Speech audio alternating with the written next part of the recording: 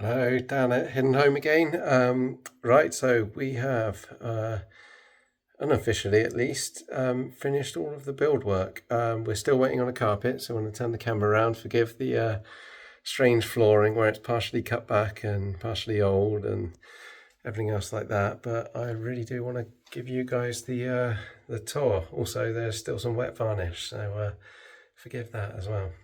Here we go. So, as I've said a lot of times, we have timorous beasties velvet on the walls there with some Chimera fabrics elsewhere. We've got the beautiful Buster and Punch lights. They are just so beautifully made. We've got the Collingwood dim to warm spotlights, anglable, the AccuPanel wood up with the copper accessories. We from LED Technologies have the dim to warm LED tape, which is in like a aluminium profile with a diffuser on the front.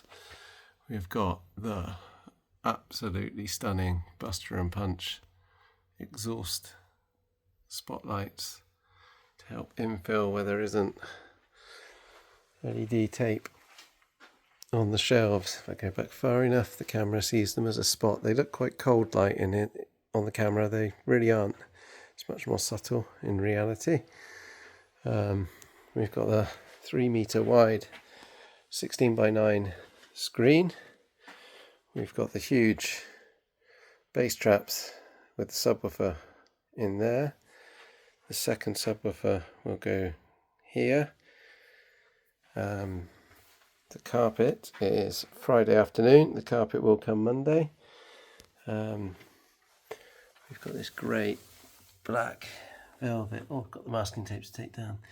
Velcro mat edging. Still waiting for it to dry. More of these beautiful compound miters. And I'm not just saying it, but I've managed to get every single joint millimeter perfect. Nothing a tiny bit of 200 grit sandpaper didn't solve. What are the details? I'm sure there's more. Again, we've got all the acoustic treatment behind here with a few binary diffusers attached to the front, which we've constructed ourselves. That's kind of our secret sauce. A very light, fluffy rock wool for the bass straps here, slightly more dense here. So once the carpet is in on Monday, let's go wide angle now. Once that carpet is in Monday, we can start with the control system programming.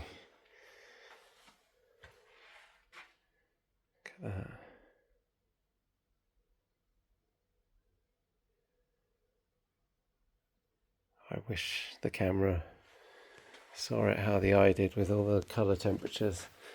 I'm going to run through the dimming and see if hopefully the auto white balance is not too fast. So, I've got kind of a TV viewing, a bit more serious TV viewing where we've still got some, the camera really struggles. We've still got the LED tape at the back. We've still got the wall lights ever so dim, but it's nothing that will eat into the viewing. Then we have the movie mode with still some lights on, so we still get the LED tape just clinging on to being on. And the back wall lights on. That light on the screen there is coming from this door, where we've taken the door off so we can varnish. There we go. Wonder if I just use the dim down, if I can get the camera to see the dim to warm. You start seeing it there. You just don't see where we have a hotspot at the top here. That doesn't exist in reality, and it's just an ember orange. But yeah, looking stunning. Catch you next time. See you soon. Bye bye.